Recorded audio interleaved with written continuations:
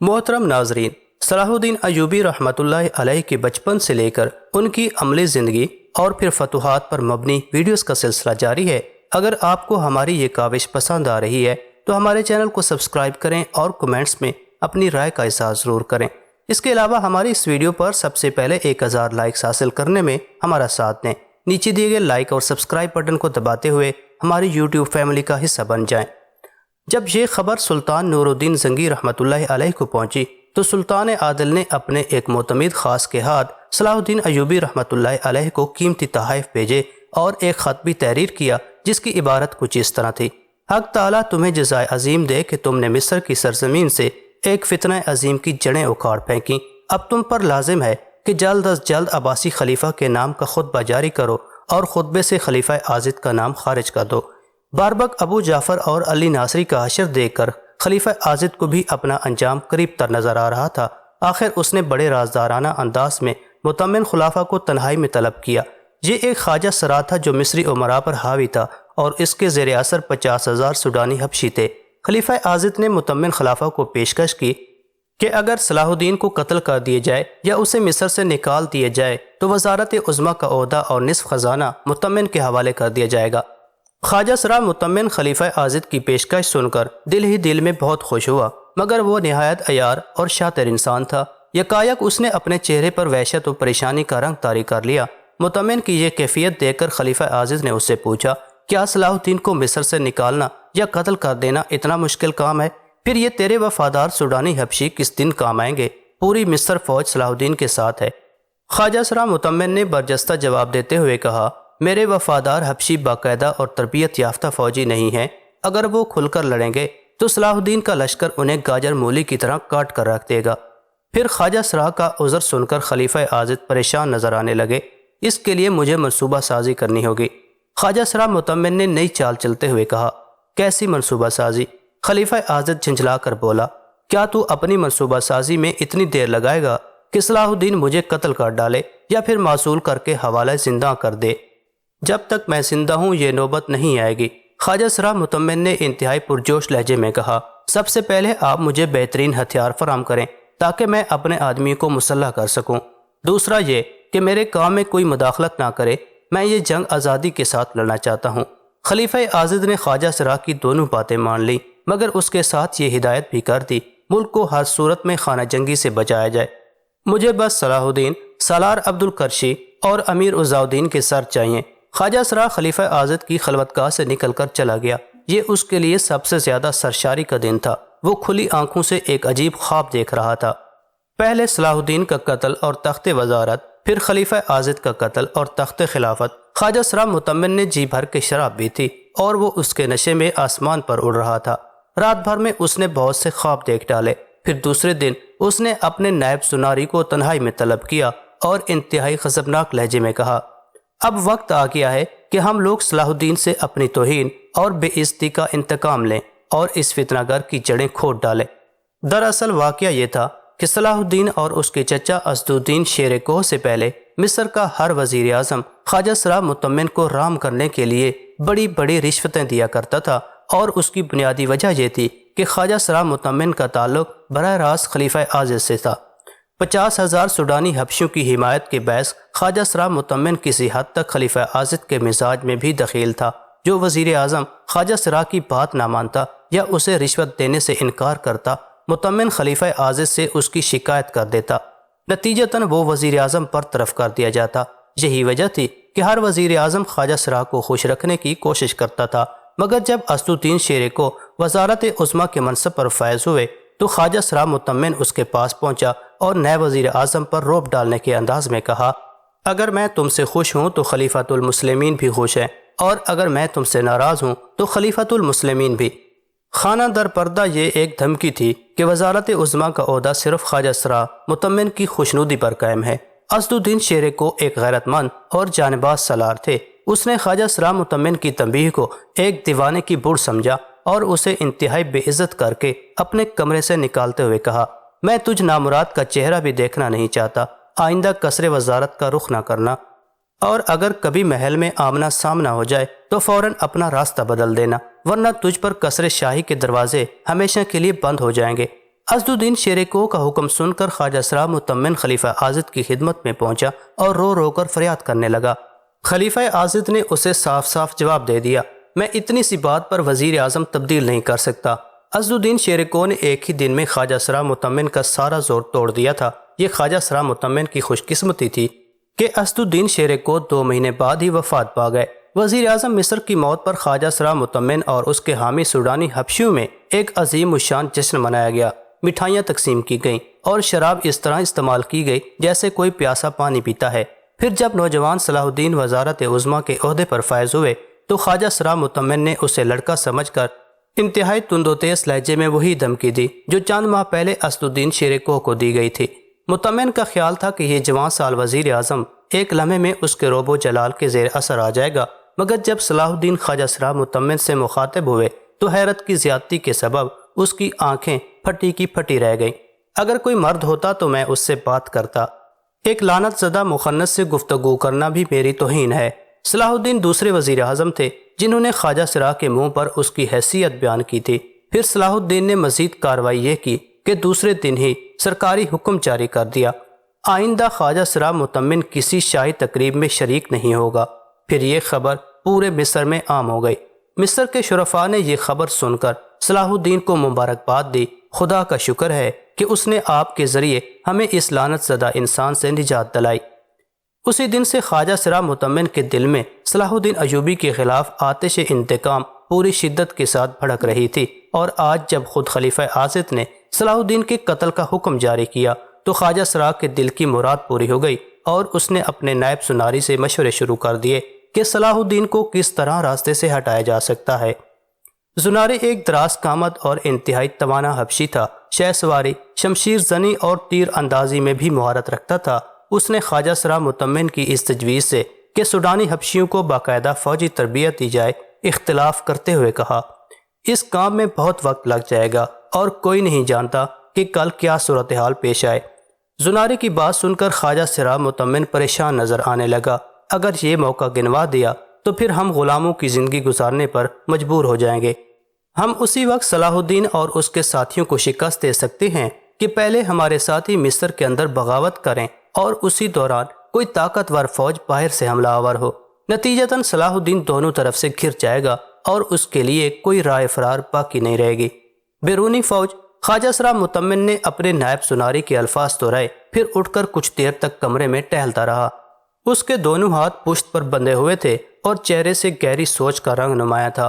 پھر وہ ٹہلتے ٹہلتے اچانک رک گیا اور اپنے نائب سناری کو مخاطب کر کے بولا، بیرونی فوج تو بس ایک ہی ہے، صلیبیوں کی فوج۔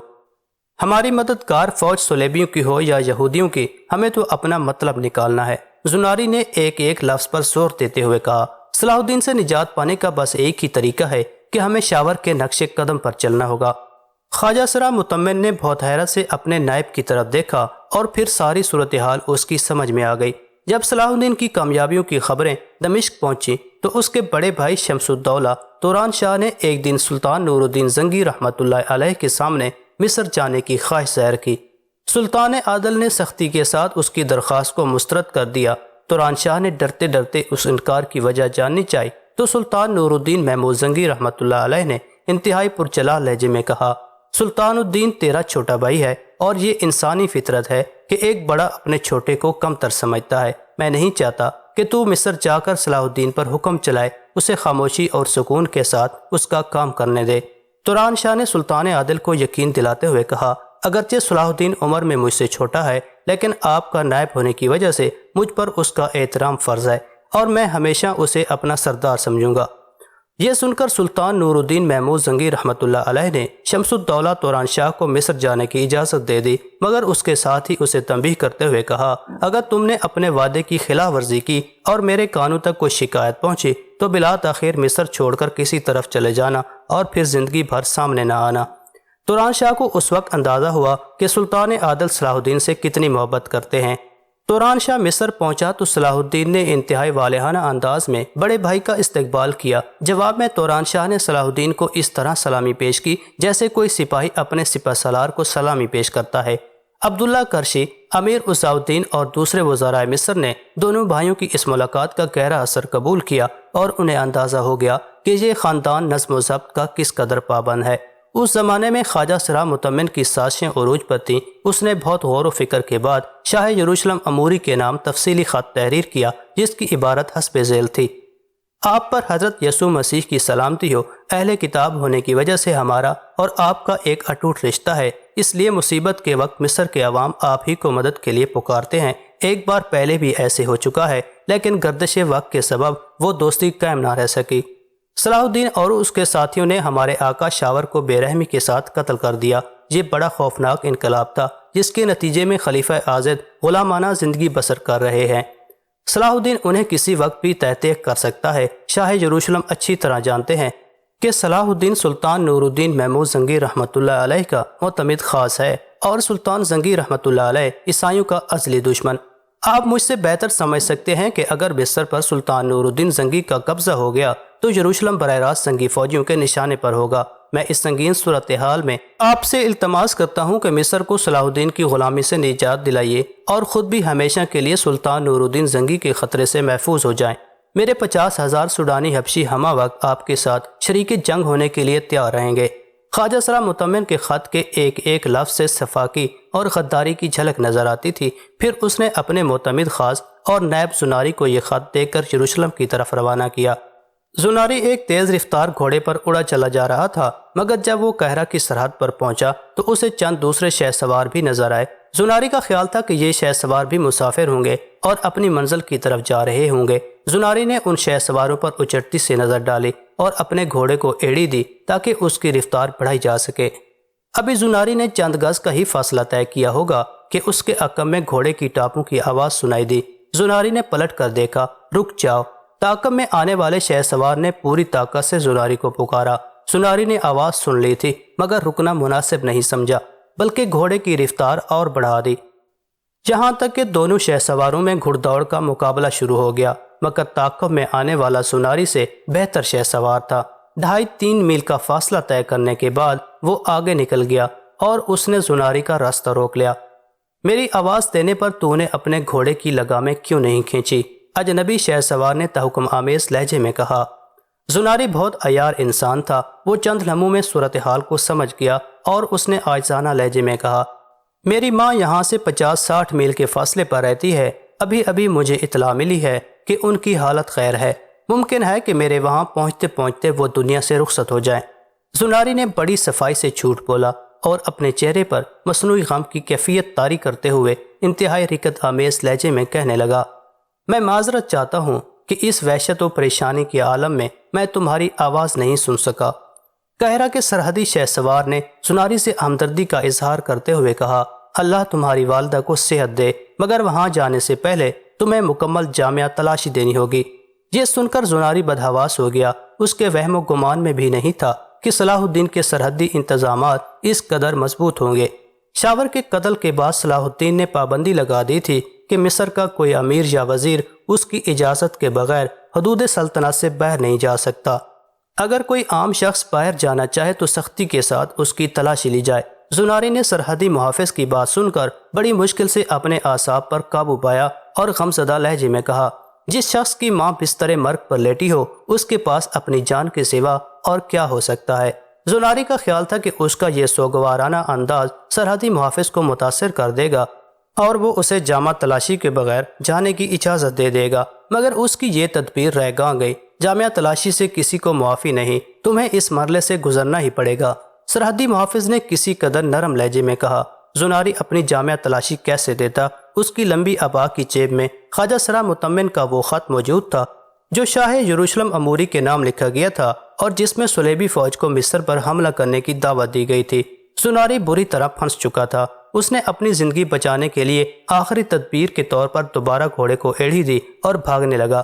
سرحدی محافظ بھی اپنا گھوڑا لے کر اس کی طرف بڑھا۔ زناری نے بہت کوشش کی کہ وہ سرحدی محافظ کو پیچھے چھوڑ دے اور کسی نہ کسی طرح قاہرہ کے مضافاتی علاقے سے نکل جائے، مگر دوسری بار بھی زناری کو اس مقابلے میں شکست ہوئی اور سرحدی محافظ نے کچھ دور جا کر اسے گھیر لیا۔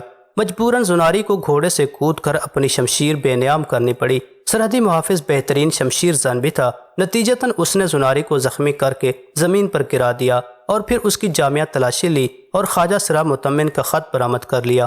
پھر اسی زخمی حالت میں زناری کو خواجہ سراء مطمئن کے خط کے ساتھ صلاح الدین ایوبی کے سامنے پیش کر دی۔ صلاح الدین ایوبی رحمۃ اللہ علیہ نے پورا خط پڑھا اور زناری سے پوچھ گچھ کی۔ اس نے خواجہ سراء کا تمام منصوبہ حرف بحرف بیان کر دیا اور اپنا جرم تسلیم کرتے ہوئے جان بخشی کی درخواست کی۔ صلاح الدین ایوبی نے اسی وقت زناری کو قید خانے میں ڈال دیا اور نمک حرام خواجہ سراء کی طرف متوجہ ہوئے۔ مطمئن کے آدمیوں نے اس سے پہلے ہی زناری کی گرفتاری کی خبر دے دی تھی۔ اس سے فائدہ اٹھاتے ہوئے خواجہ سراء مطمئن قصر خلافت کے خفیہ راستوں سے فرار ہو گیا۔ صلاح الدین ایوبی رحمۃ اللہ علیہ نے فوراً ہی اپنے جاسوس سپاہیوں کو قاہرہ کے گلی کوچوں میں پھیلا دیا اور سرحدی محافظوں کی تعداد میں 4 گنا اضافہ کر دیا۔ سالار عبداللہ کرشی اور امیر عزاء الدین نے صلاح الدین ایوبی رحمۃ اللہ علیہ کو مشورہ دیتے ہوئے کہا، خواجہ سراء مطمئن کے سر کی بڑی قیمت لگا دی جائے، قاہرہ کے باشندے اسے خود تلاش کر کے مار ڈالیں گے۔ اس موقع پر صلاح الدین ایوبی رحمۃ اللہ علیہ نے غیر معمولی ذہانت و فراست کا مظاہرہ کرتے ہوئے اپنے مشیروں اور وزیروں سے کہا، اس سنگین واقعہ کو اس طرح فراموش کر دیا جائے کہ جیسے یہ کوئی خواب تھا۔ اگر مطمئن کی بغاوت کی خبر عام ہوئی تو بڑی پیچیدگیاں پیدا ہو جائیں گی، وہ قاہرہ سے فرار بھی ہو سکتا ہے۔ میں چاہتا ہوں کہ اسے زندہ گرفتار کیا جائے، اس طرح ہم اس راز کی تہ تک پہنچ سکتے ہیں کہ خواجہ سراء کی پشت پر کس کا ہاتھ ہے۔